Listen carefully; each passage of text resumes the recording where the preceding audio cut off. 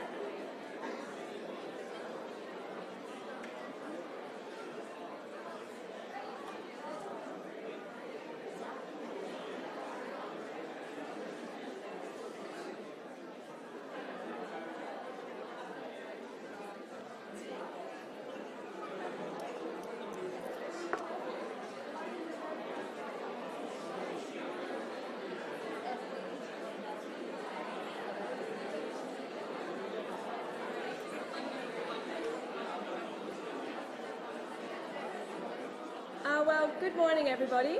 We might make a start.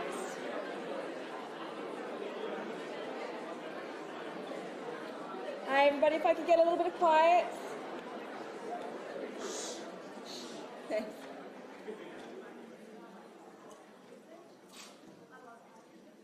Hi, everybody. I think we might make a start because we've hit about 9 a.m. So, first of all, good morning and welcome to the University of Melbourne and to the Faculty of Business and Economics. We're all really excited to have you and we hope that you're really excited to be here. So I'd like to first acknowledge that we are standing on the land of the Wurundjeri people who have been custodians of this area for thousands of years, and we pay our respects to their elders and to their families. My name is Rachel Quirk. I am the Manager of Undergraduate Programs here at FBE. I'll be taking you through this session today. I'm going to put up a bit of an overview. So we'll be hearing from a number of different speakers today, including your Alumni Relations Manager. There'll also be some of our first year subject coordinators. We'll give you a bit of info about what you'll be studying in your level 1 compulsory subjects. You'll be getting a little bit of key information about your library and some of the services that Stop 1 will provide you with. Finally, you'll hear from one of our current students about their experiences in the BCom and about student employability and enrichment. After the session today, which should go for about an hour and a half or so, we've got our Clubs and Societies Expo and some lunch, which is in the foyer out there. We've got our host program tours, which will start from outside the Gibson Unson Library, which I think a lot of you have signed up to. And they'll also take you across to the Student Union Summerfest Carnival. We've got a Commerce Engineering Pathway session this afternoon, which a lot of you have registered for. If you have, there's actually been a venue change. It's now in this theatre here, and that actually means there's a few more spaces. So if in the last couple of days you tried to register and that was sold out, retry or just come along because it's now in this theatre. There's a lot more seats available. On Thursday as well, there's a Getting Ready to Study Commerce session run by our Academic Skills Unit, which is also in this theatre. That session is also fully booked, but all of the sessions, including today's, is actually going to be recorded and filmed and will be up on our website. So don't worry, you don't need to take it all in now. All of the slides, all of the speeches will be available so you can go back and peruse at your leisure. But first of all, I would like to welcome Professor Paul Jensen, who is our Deputy Dean and the BCom Program Director.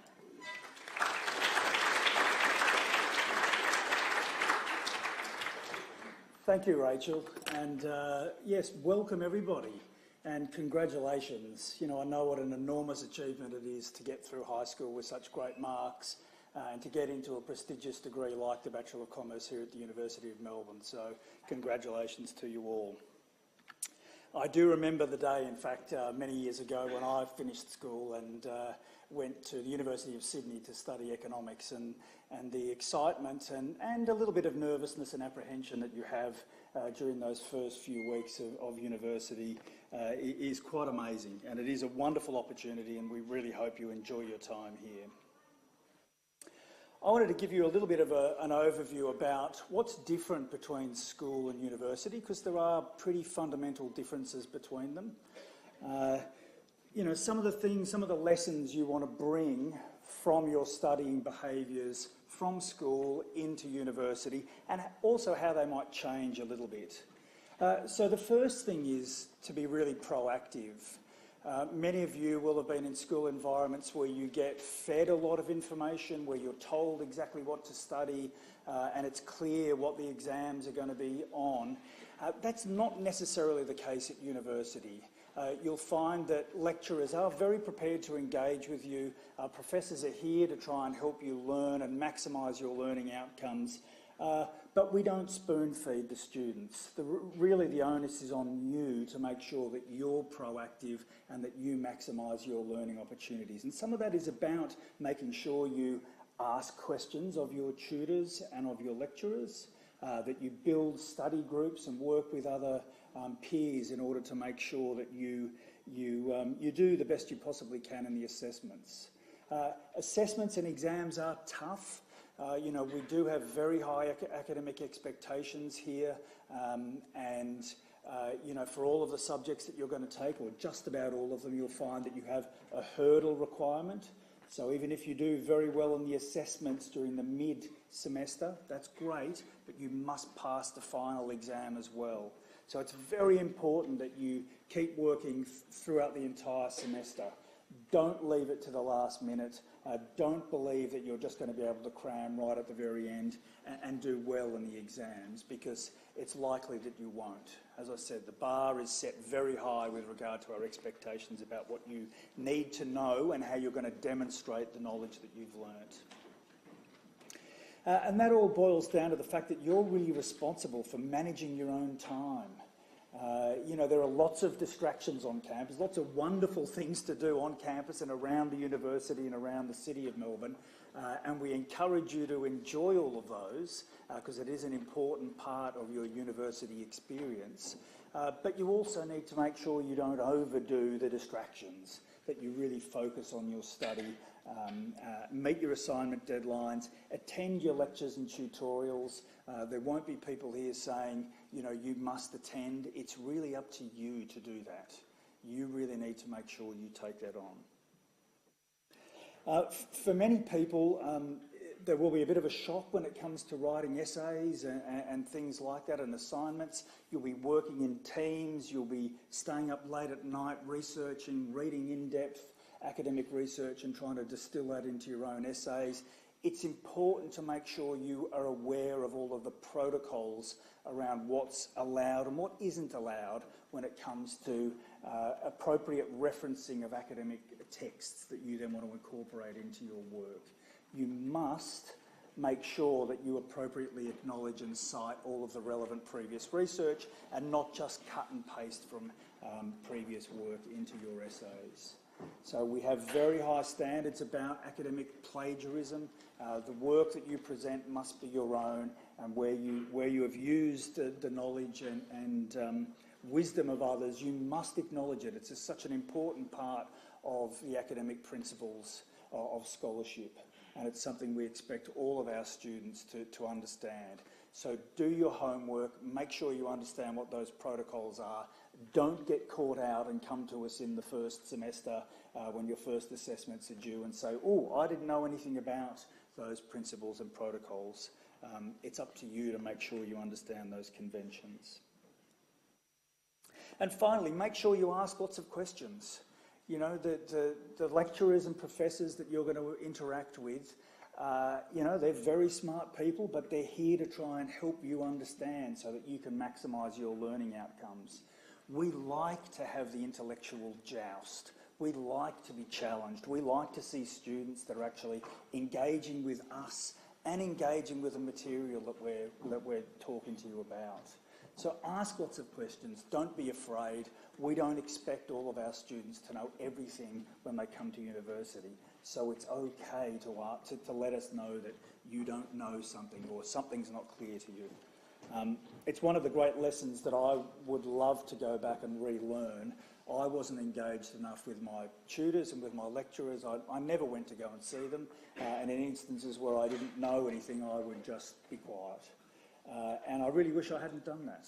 I really wish I had been more engaged, not just asking my peers, but making sure I engaged with the material that the lecturers and professors were preparing. Also, it's a scary place, university. I mean, there's lots of new faces.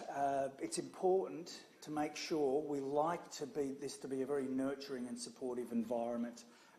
You know, turn to people in your tutes and your lectures and say, hi, who are you?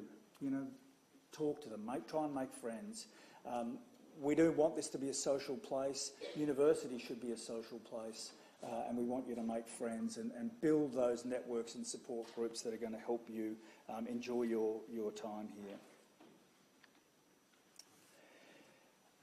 A really important part of life at the university, whether you're a student here or whether you're a professional staff member or an academic staff member, is to demonstrate respect for everybody. It's everyone's right, it's everyone's responsibility. We have absolutely zero tolerance for any bullying, any harassment, or any discrimination of any type. The university takes this extremely seriously right from the very top. So the new incoming Vice-Chancellor, who only started at the end of last year, came from the University of Cambridge. He's been round and talked to all the faculties recently and said how important these principles are to him personally, and how he's going to make sure that they're all honoured and respected on campus. It's really important that you embrace that. This is not a place where we will tolerate any of those sorts of behaviours. So just to reinforce it, that everybody here has the right to feel safe and supported, to be valued for who you are, and have political or religious views that are different to others, and that you are responsible for treating everyone equitably and fairly. We do have a student charter and a student conduct policy. I'd encourage you all to read that and make sure you're familiar with it so that you understand exactly what the social contract is between the university and you as the students. That is a contract that we enter with you, and you all have to honour your part of it as well. I also wanted to make a special mention of the fact that, you know, I started off by talking about how happy I was to go to university, and I'm sure you all are, excited, but also a little bit nervous and a little bit apprehensive. And you don't really know what's going to happen at university, what the expectations are. You just know it's a new and somewhat scary environment. And it's really important to make sure that you look after yourself when you're here. It can be lonely and isolating at times. You may not be with a friendship group that you've taken from school into university, so you may be trying to make new friends. Academic research and lectures, as I've said, can be really challenging. You might find that it's much tougher here than you expected and much tougher than you experienced at school. And so there's going to be a lot of pressure on you. There's no doubt that just about every one of you will feel an extraordinary amount of pressure as you're going through your university studies. So it's really important that you make sure you look after yourself. You look after your well-being, you look after your health, and you understand that there are lots of support mechanisms in place to try and help you with regard to your health and well-being. So up there I've got a few lists of things just to let you know about. The university does provide a lot of different programs that are designed to try and help you with your well-being. Some stuff around managing anxiety and stress that you might be feeling. There's lots of sporting activities on campus. Sports and recreation are a great way to take your mind off study, to stimulate some activity in the body and to actually give your brain a bit of relief. And there's lots of other things where it relates to meditation and mindfulness and courses and programs like that that'll help with your well-being. It's really important to remember that if you do come up to a period of an examination or an assessment and you're not feeling well, or some crisis has occurred in your life, we do have things called special consideration. So you are able to apply for special consideration if something does happen which affects your ability to study for an assessment task or an exam. Please make sure you understand about those things and utilise them if you need them. They're there to try and help you. We understand that, life gets in the way of your university study, and difficult things might happen in the next 3 or 4 years in your life. And there's plenty of mechanisms here to make sure that we give you the best possible opportunity to study and to achieve your goals. There are lots of other things here with regard to support for housing, for people who've got disabilities, for legal aid should you need, and other programs, as I said, that are designed to try and help you with regard to your health and well-being. So thank you all very much. I really do wish you all the very best. It is an exciting time in your life. Most people I'm sure you'd speak to who might be 20 or 30 years out of their university life look back on this as the best years of your life. You're coming into adulthood. There's so many exciting new opportunities for you. And the University of Melbourne and the City of Melbourne are great places for you to explore and to really achieve all of your goals. So best of luck, everyone, and I hope to see you around campus sometime soon.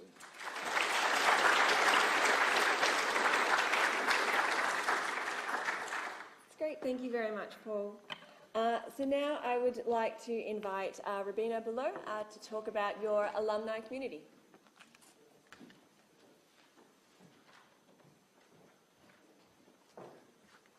Thank you, Rachel, and good morning, everybody. Such a great pleasure to be here this morning to welcome you all, and following from what Professor Jensen has just said, I'd like to congratulate you. Moving from high school to university is certainly a milestone in everyone's lives. I hope you had a great summer, enjoyed a bit of a break. For those of you who've moved to Melbourne, had some time to at least settle in, hope you've got your accommodation sorted and that you're excited today. I know that today you'll get a lot of information. I still remember about 20 years ago stepping onto this campus for the first time and barely getting a grapple on my timetable, let alone what other information there was. So there'll be a lot to take in. But my job here today is just to tell you and welcome you to your first day as a student who'll become an alumnus at the University of Melbourne.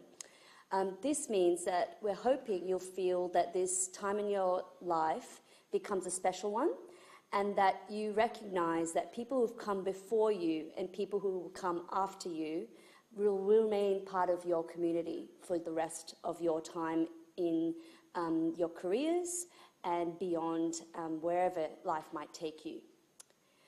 So really, I wanted to let you know, and just listening to what Paul has said, the word alumnus, many of you might not know this, actually comes from the Latin word to nourish. And for you all here, you'll meet your peers who are current Bachelor of Commerce students, and then you'll meet probably recent graduates and alumni in corporate organisations who'll be part of your journey through the Bachelor of Commerce. I've yet to meet an alumnus of this university, and I've been working in this role for 5 years now, who will tell me that they don't want to help a student. The answer is always a resounding yes. You just have to ask. Okay? So in those moments where it does become overwhelming, or when you need to ask for support, reach out and feel like you can ask them. Because you're in great company. Here are just 6 faces of people who studied within the Bachelor of Commerce or our Master's programs. Some of them might be very recognisable to you. For instance, for those of you who might join one of our very popular student clubs called the FMAA for Financial Management. Paul Haymeister, the first picture up there, founded that club many years ago when he was a student and still is the key leading mentor of that organisation. You'll find him very actively supporting that student club in all their activities and outreach, and he went from doing commerce and law to actually moving into property and other investments. For those of you from Indonesia, you might know of a brand called Sari Roti. Any show of hands? Is that familiar to anybody in the room from Indonesia? Yes, I can see some. So Sari Roti actually takes bread and puts it out into small communities and villages by actually making it more, I guess, long sustainable. So it's not fresh bread, but it's packaged bread that goes out to all Indonesian communities. Wendy Yap, originally from Singapore and Indonesia, founded that company and still speaks to our students and alumni in Indonesia about that experience. We talked about Melbourne as a city here for you to enjoy, and we're really proud that Sally Capp is the Melbourne Lord Mayor. For those of you who might be going to the International Student Welcome, you will have a chance to meet Sally there. Sally's on our board at this faculty, so really is a very strong advocate about how to enrich your student experience. The names go on. For those of you from Singapore might recognise Ronnie Cheng, and he's talked about his experience at the university from a comedic point of view, so you can Google him and watch his show. The closest coffee from Market Lane is just at the Queen Vic Market. Go and have a try. And Hilan, for instance, took his master's degree and started up as a chief operating officer at Namecheap, which is a domain registration company based in the US. Anywhere life takes you, whilst you're a student or when you're an alumnus, you're definitely going to find alumni there. So utilize that as part of your brand because the organisation reach is really large. Just to give you a sense of that, there's over 380,000 alumni of this university, and 57,000 of them did a business degree through this faculty. Just a little bit about how alumni can support you. You might think, well, that's in 3 years' time that I'm going to be an alumnus. That's a very long way to go, and it doesn't seem very relevant to me. Just remember that there's actually a lot of programs here at the university, and you'll learn more about them through the Clubs and Societies Expo later today and through some other presentations from my colleagues. Alumni have had the same experiences as you, and many of them, in the thousands, come back to volunteer through mentor programs at this university and give great advice through those platforms. They're often the speakers at your events. They're often the people that you're knocking on the door when you go for consulting subjects or into organisations. So if you're feeling a bit shy or nervous, it's always good to just break the ice and say, what did you study? Did you study at the university? You might find that they'll be fascinated about how your classrooms have changed and what your experience is like, and that's something you can offer them. So I just wanted to tell you very practically about 2 things that you could do throughout this semester and even into your next, and reach out to alumni for their support. Later at the 11 o'clock session, if you go to the student enrichment desk, we're actually giving out something that we call the University of Melbourne bucket list. So you'll see there's a checklist box, and you'll be given to you in a paper format. You can take them, or some playing cards.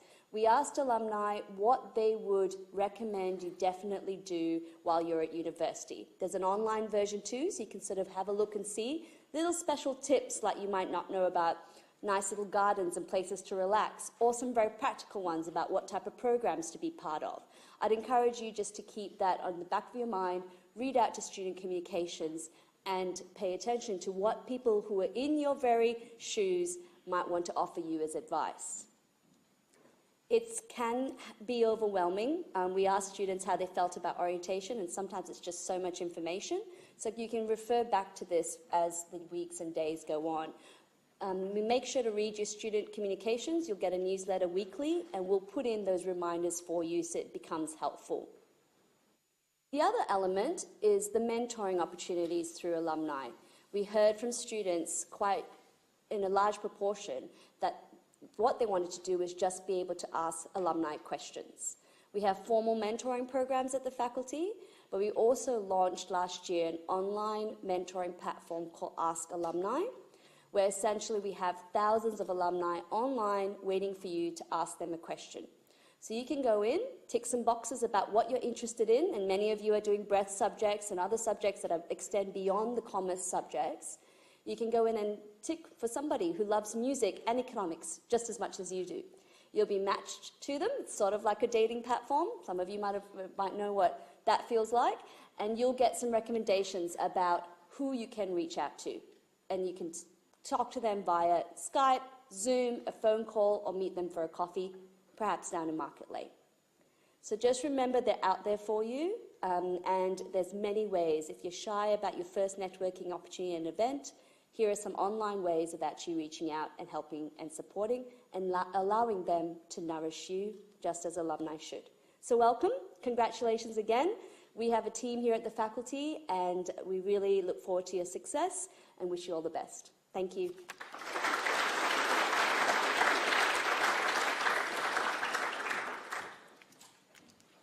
That was great. Thank you, Ravina.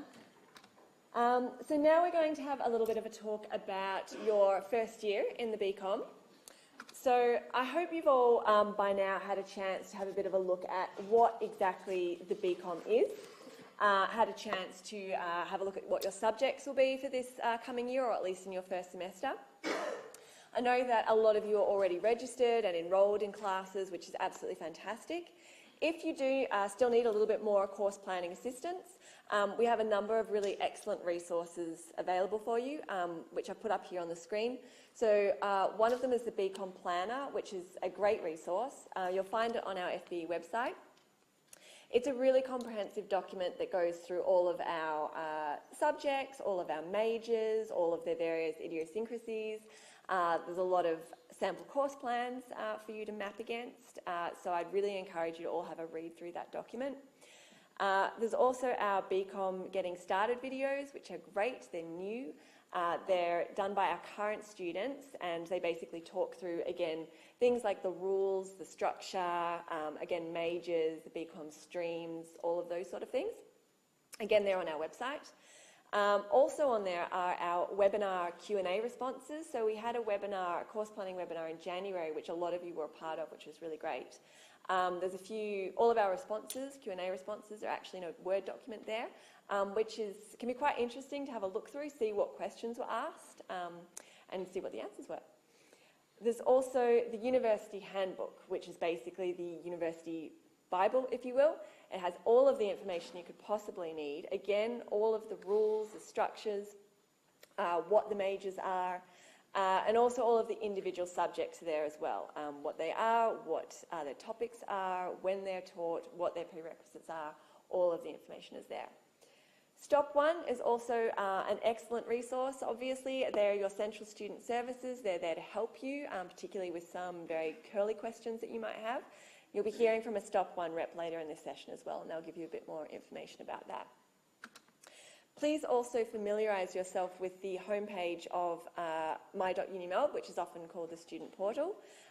This is basically where you'll go for all your administrative needs, such as accessing your student email, your timetable, your results at the end of the semester, any other admin kind of needs that you might have. It also links to the LMS, or the Learning Management System, which will all have all of your subject materials. It's really important that you do look at your student email at least twice a week, because we do all of our communication through there. And when you want to contact us, if you use your student email as well, and always include your student ID, so we know who you are. We have a BCom newsletter, which is emailed every Monday during semester. And we also have a Facebook page and an Instagram, so please like us, please follow us. We often put course advice and course planning info through there, as well as all of our events as well. So now we've got some of our first year coordinators here to have a bit of a chat to you all. First up is Mr. Noel Boyce, who'll be talking about accounting.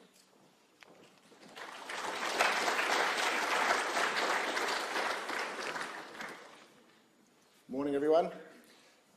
If you're doing a BCom, then Accounting Reports and Analysis, or ARA, is a core subject, so you'll all be doing it. If you're doing an accounting major, then this is the foundation subject for that stream. There are some other courses for which ARA is a core subject, construction, for instance, as an example, and then there are a lot of students who choose to do accounting as a breadth subject. What's this subject about? by the end of this subject, you should be able to take a set of accounting reports, financial statements, whether that be in the form of a general purpose financial report that you would typically see in the annual report of a public company, or even just a set of financial statements from within a much smaller organisation. You should have an understanding of how to use that information and how to analyse and interpret the information that is contained in that. We also look at a few management accounting. So in accounting we talk about financial accounting, which is the external user perspective, and then management accounting, which is the internal user perspective. So management accounting addresses how the day-to-day managers of an organisation would use accounting information. And we look at a couple of topics there with budgeting and CVP, cost volume profit analysis, as management accounting tools. We also spend a week looking at a contemporary accounting issue. We get a guest speaker in with an expertise in a particular area of accounting. And in the past we have considered or had guest speakers who talked about sustainability, which is a really important area of research for the accounting profession at the moment, and corporate governance, which has been in the news a fair bit lately. In terms of a weekly time commitment, this is a fairly standard structure for a first-year course, a 2-hour lecture and then a 1-hour tutorial. So in a lecture, you would be introduced to new concepts, new content, and then the tutorial program, which lags by 1 week, in the following week's tutorial, you would have the opportunity to partake in exercises and case studies to apply the concepts from the previous week's lectures. But often students will ask, well, how much time should you spend in a subject? It's a little bit like asking how long's a piece of string. The best advice I reckon I could give you, though, would be if you treated your studies like a 9-to-5 job, Monday to Friday, you would have around about 3 contact hours in each subject. So if you're doing 4 subjects, there's 12 contact hours. That frees up about another 28 hours in the week, working 9 to 5, where you could do all of the readings and the preparations and the like. If you did that and worked 9 to 5 and disciplined yourself in that way, you could have every evening off and you could have every weekend off. Now, I know that sounds easy and perhaps a little bit mundane because, of course, uni's all about the cafes and the clubs and that kind of stuff. And, of course, there'll be other times in the year that are busier with assignments due and exam revision and the like. So like any job, there'll be some weeks where you have some overtime. But in the end, the rule of thumb that is given to students is that there should be around about a 2-to-1 ratio. For every 1 hour of contact time, around about 2 hours of non-contact time. Assessment. No matter what you're told, people will say, oh, don't worry about the tutorials, you don't have to go to tutorials. That's incorrect. It's an expectation. I mean, it is true you don't have to go to tutorials. You don't have to go to lectures, you don't have to sit the exam, you don't have to do anything you don't want to do, but it is an expectation that you would come to tutorials. And in fact, it forms part of your assessment. So you are assessed based on your tutorial participation and preparation. And certainly while attending a tutorial does not guarantee participation, research has overwhelmingly showed that a non-attendance at a tutorial certainly represents non-participation. So 10% of your mark is accounted for there. There are also 2 assignments, one you do individually, and that'll be around about week 3 or 4 of the semester, and then about 2/3 of the way through the semester, we release the second assignment, which is a group assignment. So you'll be working with people from your tutorial, working together to complete that assignment in the latter third of the semester. And then we have an exam, which accounts for 70% of the assessment. Now, there's a term that you'll often see come up called a hurdle requirement. So what that means is that regardless of the other assessments, you must satisfy the exam hurdle. So if we took a hypothetical situation, let's say you got 10 out of 10 for those first 3 bits of assessment and went into the exam with 30 out of 30 from that assessment. If you got 20 out of 70 on the exam, that would add up to 50. But 20 out of 70 would not satisfy the exam hurdle, and so you would not be eligible to pass the subject. So not unlike perhaps VCE, the exams are pretty important. You must do well in the exams to do well in the subject. What is accounting then? Well, I'd like to offer you a few statements about what accounting is not. Accounting is not just about putting numbers in boxes. A lot of students assume that they'll come into this subject and it's just about drawing up these weird things called ledger accounts and stuff and putting numbers and debits and credits, whatever they are. Now, there's a little bit of numbers in boxes in accounting. That's inherent in accounting. But that's called bookkeeping, which, by the way, is the only word in the English language with 3 consecutive double letters. But accounting is much more than just putting numbers in boxes. Not everything in accounting is black and white. There are some things in accounting that are black and white, but there are a lot of things in accounting that are grey. To a lot of people's surprise, there are many aspects of accounting which rely on estimations, choices and judgments, and that's a big focus of this course. So be ready, be prepared for a bit of ambiguity in accounting. Boring? Ball bearings spinning on frictionless surfaces emitting energy at dy dx in specialist maths, that's boring. Accounting is not boring. A study showed that accounting was in the top 5 things you can do from a seated position. Accountants are boring, but accounting is definitely not boring. This course has been written assuming you've done no prior accounting studies. If you have done some accounting studies previously, that may be an advantage. Perhaps it's a disadvantage because you might have to be untaught some of the things you believe are true about accounting. But for those who haven't done accounting, fear not. The course, as I say, has been written assuming you come in with no prior accounting knowledge. Good luck, welcome to the university, good luck with your studies, and hopefully we'll see you in an accounting lecture.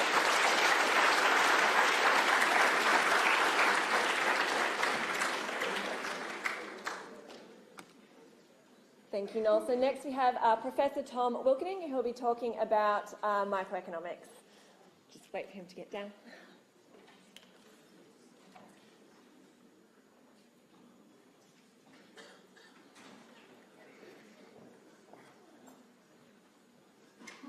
All right, welcome everybody.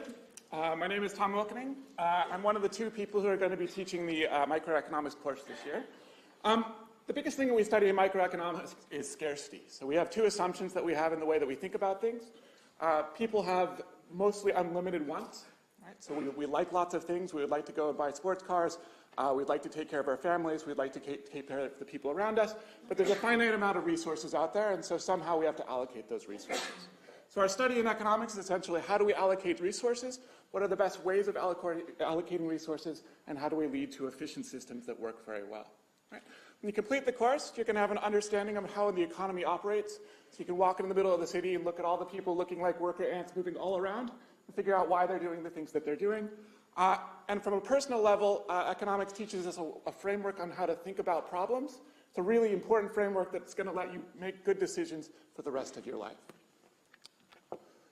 All right, as with most of your other courses, the structure of this course is going to be 2 lectures, so two times with me, and then 1 time with a tutorial.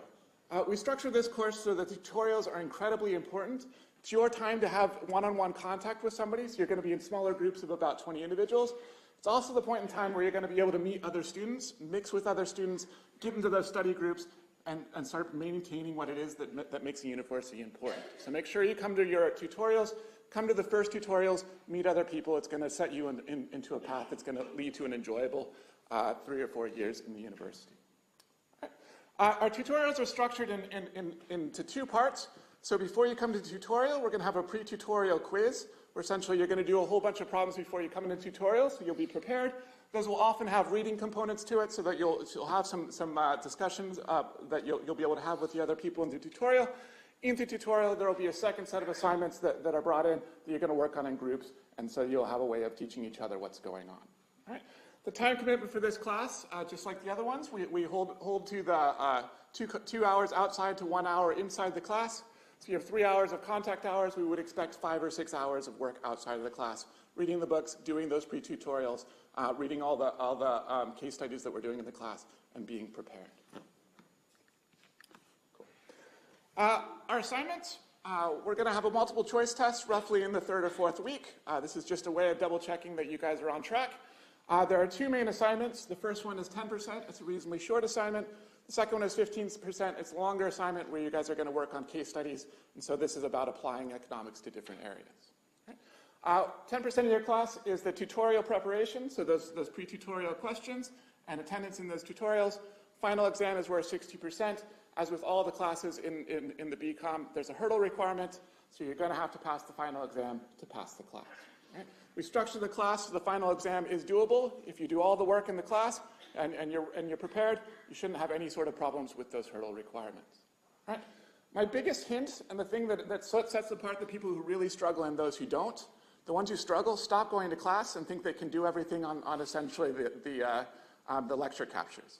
Right? So there's a lot of students who think, I'm going to sit at home, read my lecture, watch the lecture capture, I'm going to learn everything. Right? Those students tend to struggle because they think they can end up doing things at the last minute, and they really struggle throughout the rest of the semester and the year. Right? So make sure you're coming to class every week. It's just going to give you the right expectations, the right structure to your days. You're going to be far more successful if you come in and you use lecture capture as a second way of listening to recordings, so that, for instance, I talk very quickly, you'll have a second chance to actually hear what I'm going to say. Cool. That's it. Thanks very much. Good luck with questions.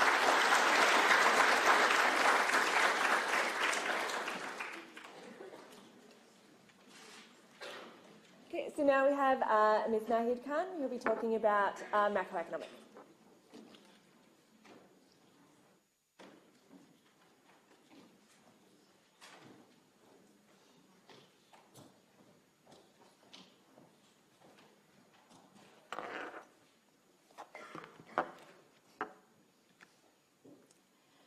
Hi everyone, my name is Nahid Khan. I'll be the intro macro lecturer.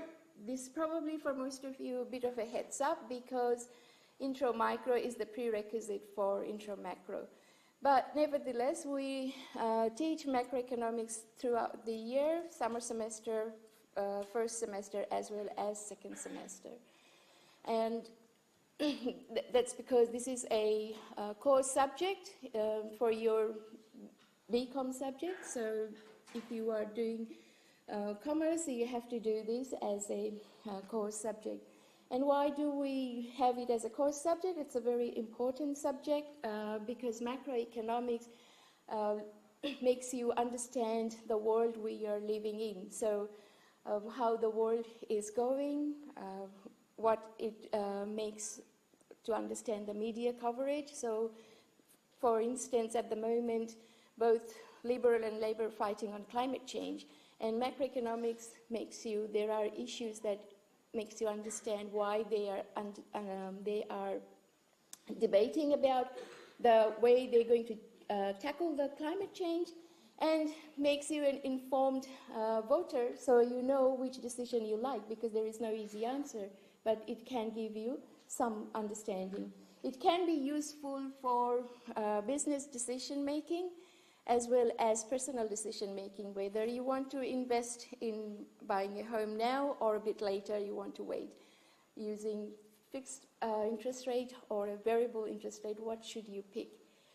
Also, beyond that, if you want to take macroeconomics as an academic field, that also have ample opportunities. If you want to work as a researcher in productivity commission or in RBA, this is going to give you the foundation studies in macroeconomics.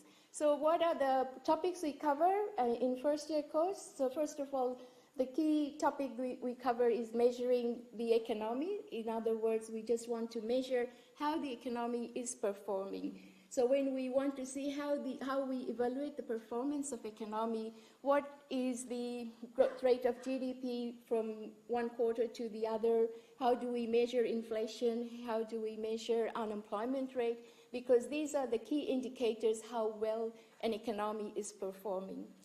Then the second general topic, the broad topic that we're going to talk about is the business cycle. So these are short-term fluctuations when economy goes through ups and downs. For instance, Australia, if we're looking at the short-term performance, Australia didn't have a recession for nearly 30 years in a row. So we are going to study models to understand how that has happened, what actually worked so well, and we're going to look at the business cycle, how unemployment sometimes went up and down, even though we had a very smooth economic growth path. So that takes us to the next topic, the broad topic, the economic growth. We want to understand, since the Industrial Revolution, even though we had all these short-term fluctuations, but over time, for a long time, the world economy is growing. When we say world economy, we actually refer to the world GDP has actually grown. But not every economy has been lucky. So there were some economy went very well, but some economy went through quite a bit of hardship. So when we study the economic growth models, we tend to understand or able to answer the question why some economy is not doing so well. And the last broad topic we're going to cover is international macroeconomics, which is how international economic aspects affects the domestic economy. So, for instance, the trade war between China and America, what is the effect of that in global term as well as in domestic term? That's what we are going to study as our fourth topic.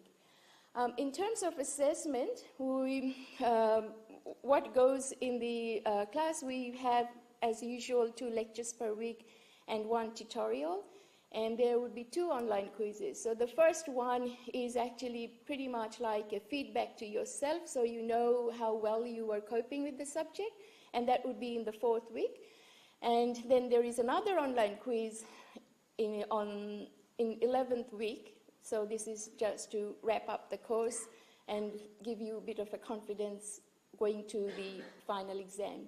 There are 2 assignments, 10% each, but these assignments are group assignments. So you can form a group of 1, 2, 3, and gives you a chance to talk to other students and work collaboratively. So it helps you to write the essay discussing with your friends.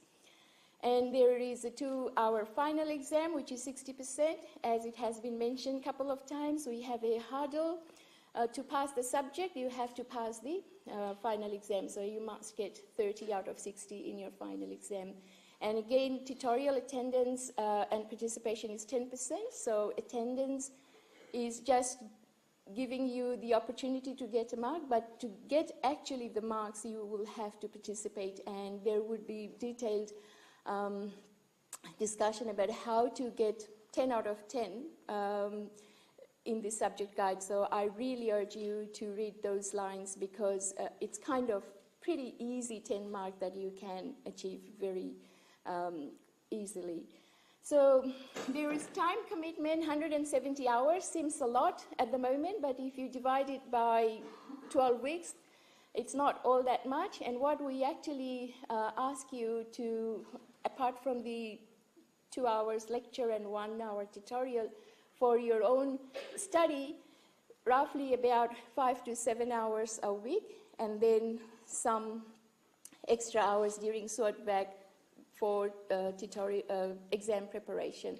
That's all about it. But what I would say that don't accumulate these hours towards the end. We have to start from the very beginning. If you can keep consistent throughout the whole semester, you shouldn't have a problem at all. So that's all I want to say. Welcome to BCom course, and thank you.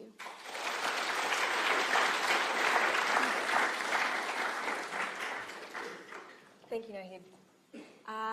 Next, I'd like to invite Dr. Wasana Karunanatne, who'll be talking about quantitative methods.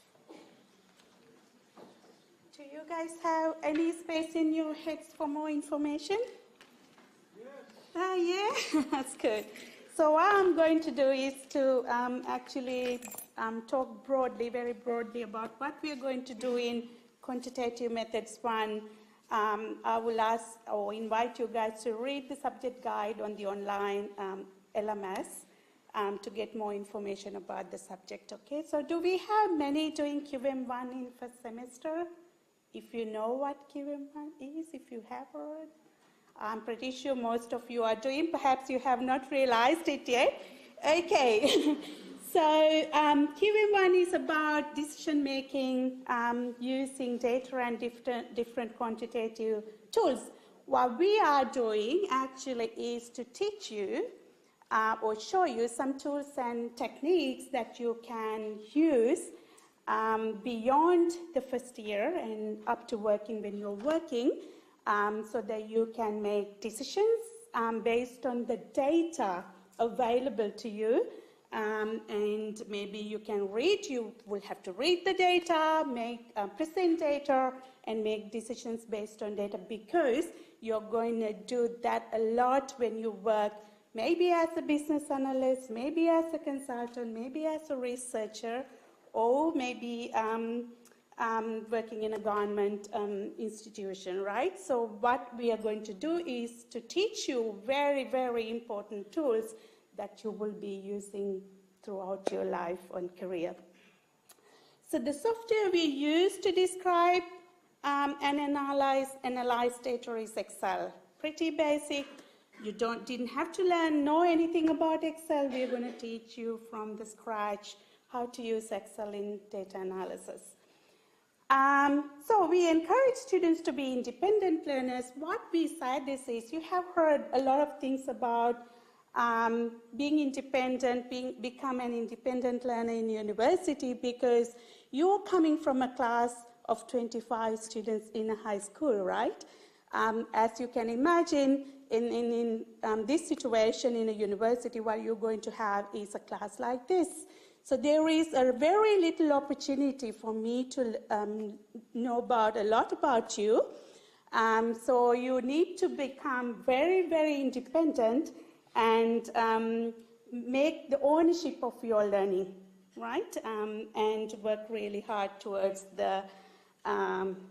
during the semester. So teamwork is essential, as many of the other lecturers mentioned. You're going to work in teams. That gives you a very good experience how you could work in teams at work, right? So we will teach you, or we will provide you enough guidance to how you would work in teams. What should you bring into QM1 is just good attitude, positive attitude to learn, motivation, and a growth mindset, right? What we are going to do is to help you, guide you, and provide you a lot of resources that you will be successful in the subject, right? So is it boring? Have your seniors said that QM1 is boring? No way. We are going to talk a lot about monkeys, we are going to talk about pirates, and we're going to talk about Mark Zuckerberg, Donald Trump, and everyone around, and we are going to make stories, right? So QM1, guys, is not going to be boring. If anyone said that is so, it's not true, and it is not difficult. All depends on your motivation and how much effort you are ready to put into the subject. All right? Thanks.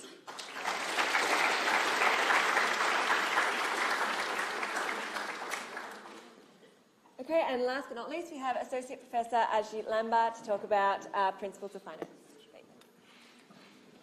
Okay, again, let me add my welcome to everybody else who welcomed you. So what is Principles of Finance all about? It's basically how individuals and companies make decisions, and they make decisions in risky and uncertain environments. So that's going to be our focus. And I was thinking of, how do I sort of get all of you interested in finance? And so some of the questions that we're going to be looking at in this subject, I think should pique your interest if you're not already interested. So I've posed these as questions, and roughly the subject is divided into two parts. There's the decisions that individuals make, you and I, essentially the investment and financing decisions that we make. And so the first set of questions address those.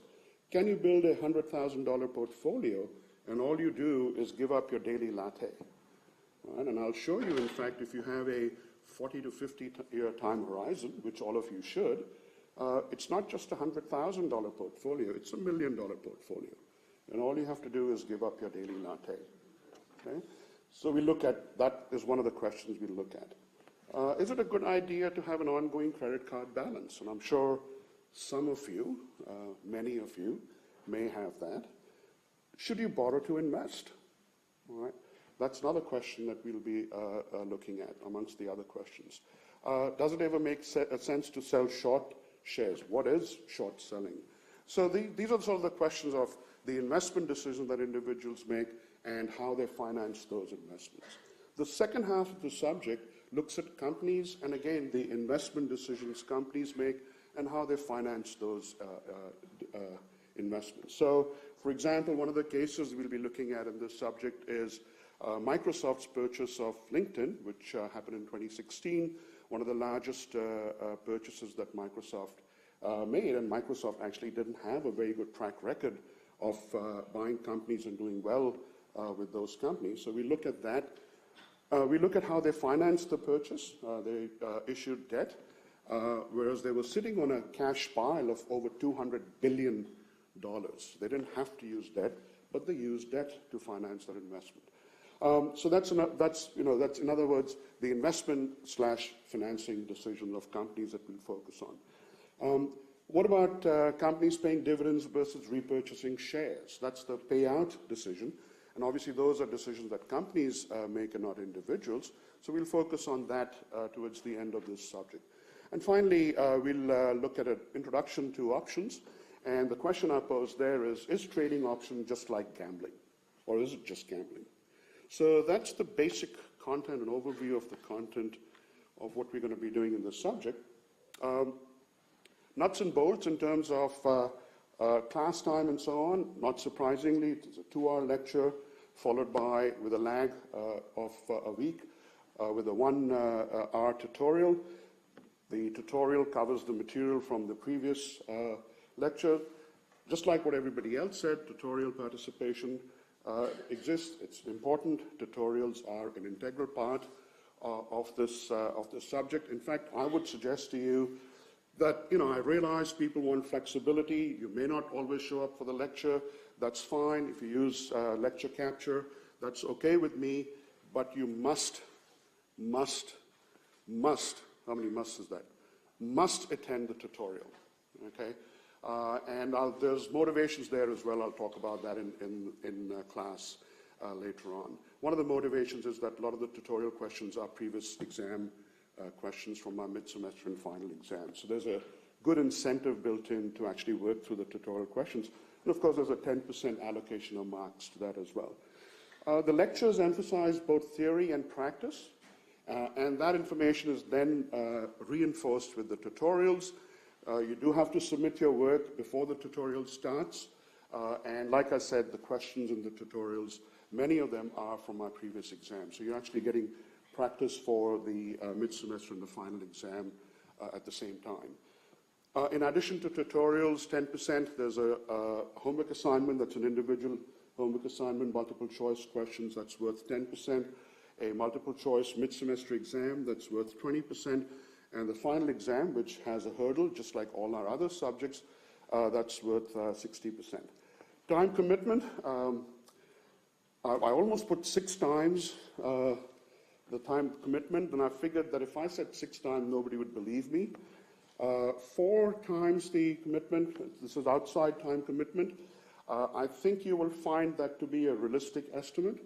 For some of you, it might be lower, but this includes prep for the exams as well, mid-semester and final exams as well, and preparing for tutorials and working through the questions. So it includes everything. For some of you, I think you will find that it's going to take you longer. This is going to be, without doubt, and I've been told, without doubt, one of the most challenging subjects you'll take in your BCom. It is, in fact, even more challenging because it's a first-year subject. And I'll leave you with this thought in terms of why you should do finance. And this is something that a friend and colleague of mine told me years and years back, and I still remember that. And he said, if you don't do finance, finance will be done to you. So I'll leave you with that thought. And again, welcome to the University of Melbourne.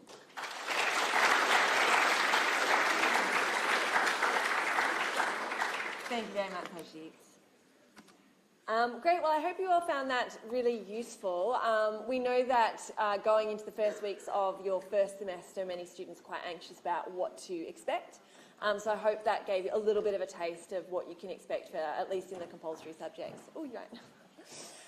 So now it says Ben, but I believe we have Bernard. To talk to you a little bit about your library.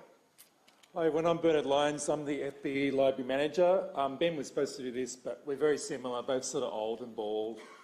So anyway, I'll stand in for him and look quite similar. Try and do a few Bennerisms. The There's 11 libraries on campus, lots of libraries, all with their different specialty area. The one you guys need to focus on, of course, is the Goodman Unison Library here in the FBE building. So it's business and economics and education. Now, we have extended hours in the library. So at about 8 o'clock, we boot everyone out, we sort of lock up all the books, and then people can come in and stay in the library till 1 a.m. in the morning. It's a very popular service. A lot of people use that to use it for study and whatever they need to do. So very popular service, open till 1 a.m. That's the address to get to the University Library website. There's 3 main things on there when you want to go there. Discovery, which is that big search thing like a Google sort of search engine at the top. You can search all manner of articles and databases and all different stuff. The subject research guides, we have different guides on different areas of study within FBE, a guide on marketing, a guide on leadership, a guide on management. They have all resources, free and commercial resources, all in there that you need.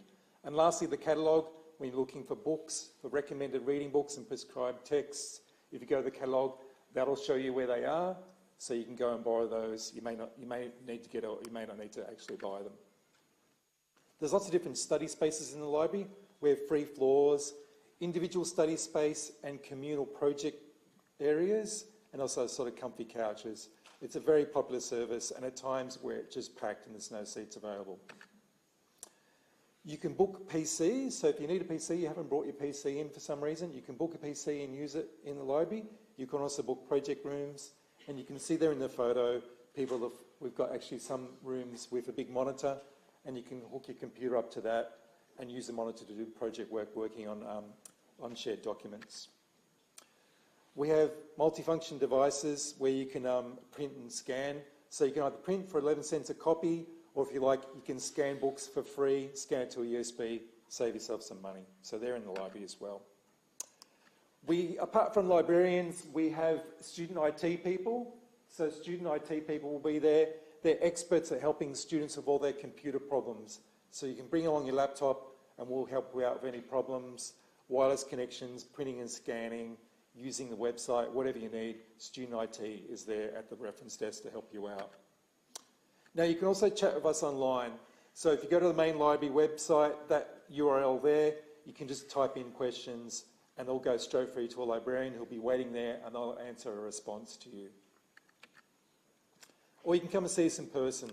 So between, say, about 9 and 5, I think, or 9 or 6, depends on the day, we have someone actually at the desk. So you can come up and chat to us and we'll help you with all sorts of questions about library stuff. We'll try and help you to show databases if we can, that sort of thing. Or, of course, you can come along to a library tour week 1 between at 11 and 2 p.m. daily. We take you through the library and show you all the stuff in person.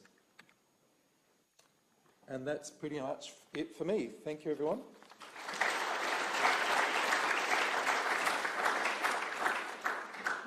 Great. So next up we have Ashley Indian, who's from Stop One. He's going to give you guys a whole lot of advice about what Stop One can do for you.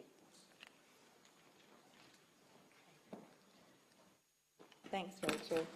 Okay, so I am from Stop One. Stop One is student services, so all the services that can help you get through your degree a bit easier. If you see someone wearing this uniform, they're here to help you. It will be either this colour or a blue colour. Has anyone been to the Stop One building at all? Yeah? Cool. Okay, good. Okay, so here are some ways you can get in touch with us. We are available online. So you can go to students.unimelb to see a comprehensive range of information about, how to enrol, how to pay your fees, everything like that. As well as we've got a frequently asked question website called ask.unimelb.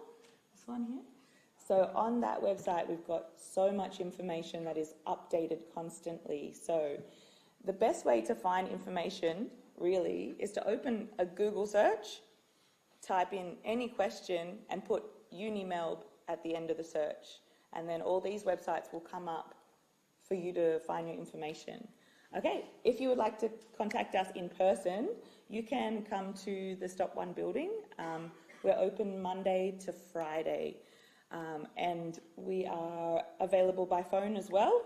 It's the easy number, 13MELB or 136352.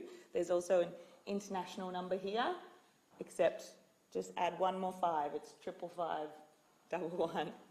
My bad. Okay, so locations. So the Parkville campus is for all students to visit, all students no matter what UniMelb degree, and it is really close by, over that direction, I believe.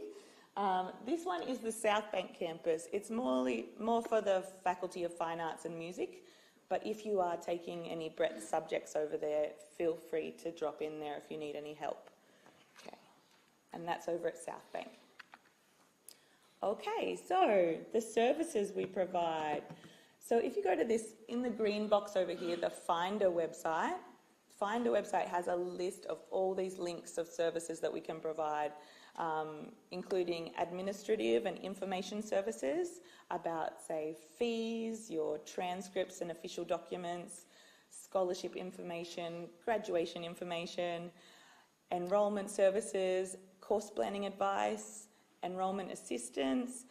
If you need special consideration, there's information there.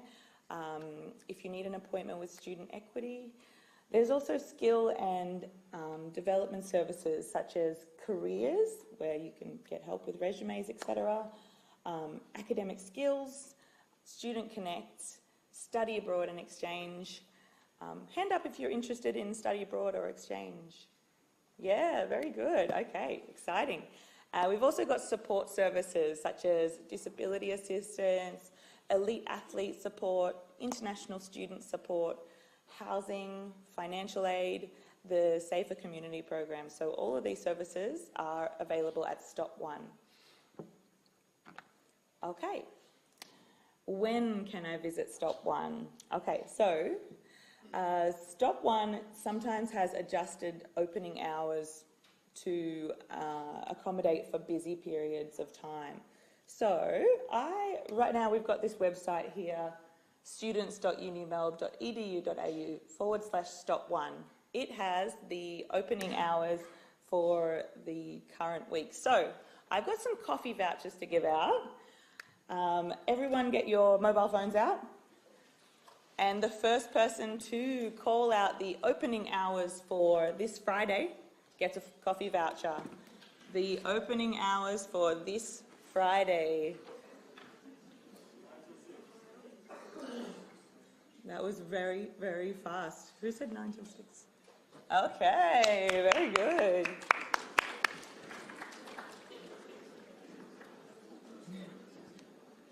Okay, let's go. Next page. How do I book an appointment? Okay, so we have special appointments with specialised staff, such as the careers staff or course planning. We've got student equity appointments. If you already know which appointment you would like to make, you can make it yourself. Who has been to the my.unimelb portal? Good, very good. So over in the corner of your my.unimelb portal, we've got book an advisor. From there, you'll see a list of the advisors that you can book with. You'll see the location. Some of the appointments can be over the phone, where we will call you. And some of the appointments are virtual. If you're out of the country, for instance, you can book a virtual appointment with some of the advisors. But you can also come in. The careers appointments, the academic skills appointments are often in different libraries around as well, so make sure you note the location. Okay, so here's a little bit on timetabling. Hand up if you've not finished your timetable yet. Anyone not finished? Well, that's good. Okay, well, we've got a lot of online resources for timetabling. So I've put some of the easy links here to assist. So we've got up the top, where do I register for my classes? The second one, step-by-step guide to registering for classes. Troubleshooting if anything goes wrong. And the last one is the class registration inquiry management form, which we call a CREM form. This is when you can't register and we get the timetabling staff in each faculty to help you out. So if all goes wrong, you can fill out a CREM form and we'll do our best to sort it out for you. This includes if you've got a work commitment that you need help arranging your classes around a work commitment, that kind of thing. Okay, next page. So drop-in appointments. Obviously, you don't need an appointment. They're often with someone in my role, which is student services. Student services can help with a range of different inquiries. So if you had any questions about exams or special consideration, internationals with visa-related questions, any transcripts or payment questions, you can come to Stop One. You don't need to sit at home stressing. You can come and see us, or you can call us and we'll help you. So yes, no extra stress, just contact us. Okay, so support services. We've got this program, Safer Community Program, that can, if you're ever feeling unsafe on campus, for example, we do have this app, this UniSafe app, that's really handy. So, phones out again, everyone. Now, if you go to your app store, you can type in SCP UniSafe or UniSafe, and the UniMelb Safer Community app is a downloadable app. There's lots of techniques on there for keeping safe, and you can contact campus security from this app or the police. You can make your phone into a torch. You can do all sorts of things with this app. There's safety toolkit, everything to keep you safe. You can report any issues. You can do a lot of things on this app, so it's really good to have on your phone. Okay, so what else do we have? Okay, so if anything happens sort of in your personal life, it is okay to ask for help from the university. For example, we have housing, we have emergency housing if something happens. So if you contact us and make an appointment with the housing and financial aid team, we can try to get you some, if that's needed, emergency housing or help you find a place, that kind of thing. There's also financial aid for short-term loans, things like that. You can come to Stop One for all of those kind of appointments. There's also Safer Community, international student support. One other app that's really great, you don't have to get it, but it is really good, is the Snap Send Solve. Hand up if you've heard of Snap Send Solve before. No? Okay, Snap Send Solve is when you see something broken on campus, or a light that's broken, or a projector that's broken, a chair that's broken, and you just take a picture of it with the app, and then the app already takes the location, and then you send it to maintenance, and then we get things fixed on campus. So that app is called Snap Send Solve. That's also a good one to have if you want it. Okay. Now, student equity and disability support. This team are in place to make sure everyone has sort of an equal experience at university. We want everyone to feel equal. So if for some reason you have a circumstance that is ongoing that might affect your studies, such as maybe any sort of disability or a broken arm even, or something that's going to last more than 6 weeks, we have something called ongoing support, where they can make arrangements to make everything more even for you, such as alternative formats for written material, for example, Braille, alternative exam arrangements, support workers such as note takers if needed, specialist equipment, assistive technology, and accessible teaching spaces. So keep that in mind. You can make an appointment with that team, or Stop One can help you make an appointment with that team if you need. There's also something called an unexpected circumstance. For example, if something happened to you on your way to the exam, you tripped over and broke your ankle on the way to your exam, there's something called an unexpected circumstance that you can apply for as well. Okay. International student services. Okay, so hopefully all the international students have had an opportunity to have a look at the student briefing. It's really handy, but Stop One understands that it can be an adjustment to move to a new culture, with a new language, and it can be difficult. So we are here to help. You can come in to see us if you want to understand your visa or work rights. Now that you have overseas health cover, which is the OSHC, we can help you make appointments with doctors or psychological services, whatever you need, as well as there are clubs and societies that are great to join at UMSU, which is the student union. We can also help with your interpreting tuition fees, BPay, all sorts of things. So just come to Stop One for any help you need. Okay, experiential learning at the university. So we have lots of different things you can do on campus to make you more job ready for when you finish your degree, or you can work while you do your degree. So we've got career drop-in sessions. We've also got workshops that you can attend to work on being more career ready. There's also students at work. For example, we have lots of students at work in my office. So students like yourself, helping with the student services is really handy. So if you want to join that program, you can register and apply online. There's also Student Connect peer mentoring. If you would like a peer mentoring you, you can sign up. And study abroad and exchange. I know a lot of you are interested in that, so you can come in and have an appointment with the mobility team, global mobility team. Okay.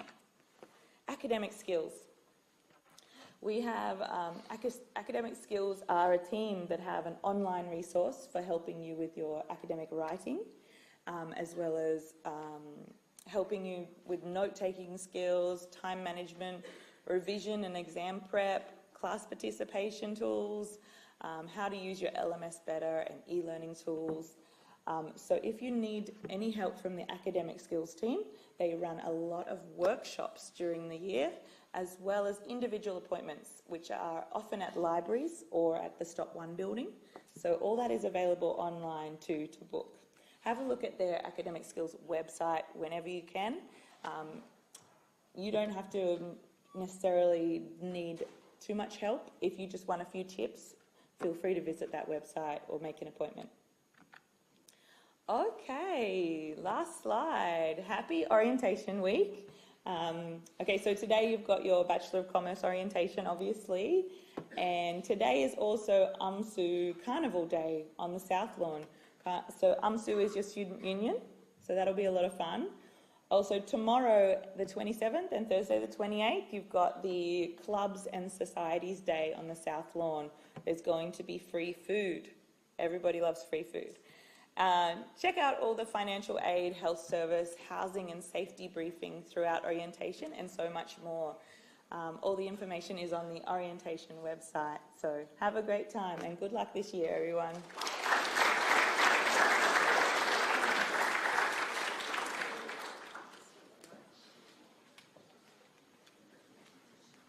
Great, awesome. So we're on to our last section. So you've only got about 15 minutes or so to go, so thank you for all sitting so patiently. Our final presenter is Gil, who is one of our current BCom students. He's going to give a bit of a talk about his experience in the BCom and also about some of the employability and enrichment opportunities that we have and that he has taken advantage of, as I know a lot of you are really interested in what we have available. So thank you, Gil. Hello everyone, am I audible? Okay, that's good. My name is Bakhtar Gil. I'm in my Bachelor of Commerce, third year, majoring in Economics and Management. First things first, a big welcome to all of you, and congratulations on making it to this incredible institution. You've all worked incredibly hard in your VCEs, HSCs, IBs, A-levels, and their global equivalents, so you all absolutely deserve to be here. I remember the exact same feeling, and it's incredible. The biggest advantage of being in an institution like this is that you get access to constant access to some of the brightest minds in Australia. And I'm not just talking about your lecturers and your professors, I'm talking about your peers. I can say without a shred of doubt that today I'm looking at some of the most exciting business leaders of tomorrow in this very hall. I remember sitting exactly where you're all sitting today and feeling really nervous about what was to come. So I'd like to take a moment and acknowledge that some of you might be feeling the same as well. I would just like you to know that this feeling is not unique to you. Many of your cohort have sat in those exact same seats and wondered those exact same things. So don't feel alone or isolated, because you're absolutely not. And as someone who's towards the end of their journey, I'm here to talk to you about my journey, the kind of opportunities you have available, and get you all excited about those, because that is really the best way to deal with all of that's about to come to you in the next 3 years. So, as a Bachelor of Commerce student, you will have access to a wide range of programs and events which have been curated to build and enhance your employability skills. Some of these opportunities include mentoring programs and internships, work-integrated learning subjects, skill workshops, and case competitions, and student clubs and societies, of course. You will have numerous opportunities to engage with potential employers and build valuable networks in areas of interest that you will build in these coming years. You can get involved in the career mentoring program or apply for a wide range of internship opportunities sourced by our industry consultants. A lot of FBE clubs as well invite employees to come talk to you, so be sure to keep tabs on that. And they offer similar opportunities as well. Some examples of our industry partners include JP Morgan, L'Oreal, Ernst & Young, KPMG, Bank of Melbourne, Clemenger, General Electric, PwC, and many more. You will also have the opportunity to really take what you've learned in class and convert it into a real-life experience, so apply theory to real life. And you can do this by work-integrated learning subjects, management consulting, and global management consulting. In these opportunities, you will have access to working in a team, in a close-knit team, and solving real-life business problems. Management consulting takes place locally in Melbourne over a semester's period. Global management consulting takes about a week or two or more, and is done in a company that is outside Australia. And some of the previous locations that have included are Hong Kong, Bangkok, Kuala Lumpur, Shanghai, Singapore, Santiago, San Francisco, and Berlin. So it's really a great opportunity, and I highly recommend these two subjects. With skill workshops and competitions, we have clubs and societies, of course, and you'll be able to make friends, build networks, and really understand the community you're a part of by being a part of these clubs and societies. Participating in case competitions is personally a great way to improve and showcase your presentation skills and analysis skills that you will acquire in your time here, and I highly recommend it as well. You can build and deepen your understanding of case studies of businesses, non-profit sectors, and governments by enrolling in the business case analysis subject, which is a great introduction to the world of case competitions. We have many competitions to follow on from that. We have the BCom case competition, the UniMelb startup competition, and many more. In the student employability program, you'll be able to attend free workshops and seminars curated to enhance and develop your employability skills. The focus of recent workshops has included networking, critical thinking, and presenting, all key skills that you will require in the real world once you go out there. The faculty proudly supports student clubs and societies with 15 faculty-based clubs for you to choose from. Joining a club society will not only allow you to grow your own professional acumen, but also put you in touch with the FBE and UniMelb student community, which is a very valuable asset to be part of. You will get an opportunity to meet all clubs and societies services at the lunch expo this afternoon, so definitely go down there today, and you'll get to know more about what I've spoken a little bit about today. All right, so before we dive into how I approached my journey, I would like to say a few things that I hope you will keep close to your heart today. University might seem a lot bigger than school, because in fact it is. You will see swarms of people going to lectures and cafes, etc. But I want you to remember that university is a highly individualized experience. There is no set career path, no cookie-cutter approach that can take you where you want to be. This will be entirely what you make out of it. What worked for me might not work for someone else, and vice versa. So, ceteris paribus, you will get back everything you give in, and in my experience, it will be absolutely worth it. Personally, when I started university, I had little idea about what the rest of my life was supposed to look like. Some of you might already know the kind of career you want to commit yourself to, and that is an excellent position to be in. However, if you're not sure, then that is more than fine as well. In fact, at university, you're going to be spending the next 3 or so years of your life answering that exact question, or what is going to happen in the future. So don't worry about it.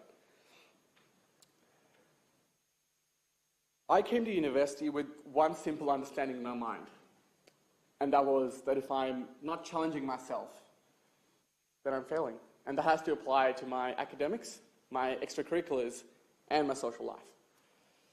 Because these three are the pillars that will really cement your experience in university. I personally found my calling through participating in the extracurricular and the academic opportunities the university had to offer. And it all started by engaging and applying for the business case analysis subject that I spoke to you about a few minutes ago. It was a very unique subject. It was the way it was structured, the way assessment was structured. We had 4 presentations to make for 4 key business problems, and we got great feedback as well. And this experience in case analysis really got me interested in the world of management consulting. And I knew I had found something that I could commit myself for an extended period of time. And stemming on from that, going on to my extracurricular ends, I took this newfound excitement about this potential career path and turned into a full-blown passion. I applied for the International Case Competition program, and being a part of that highly selective program, we were trained for 4 months by some of the university's highly seasoned alumni in the field, and professors and lecturers of great professional acumen. And today, I can say it has been one of my most enriching university experiences. And these experiences opened up a lot of opportunities for me in the process. I got to travel to the University of Southern California in LA, and also got the opportunity to co-chair the BCom case competition, all of which directly resulted in me helping build up my leadership skills, my other soft skills, that I believe will go a long way in helping me in the career that I've chosen to pursue. And finally, I would like to wish you all the best of luck in the journey that you will be starting on very soon. Remember that you are some of the brightest minds in this country, and being here is not just a big privilege, it is also a big responsibility. The world will look to you for your intellect and leadership, so make sure that you use your time here to be ready for that. Fight the good fight, be a force for good out there, and good luck. And whilst you're here, explore as much as you can, and push yourself as much as you can, and then a little bit more. And good luck, and have fun the rest of the day.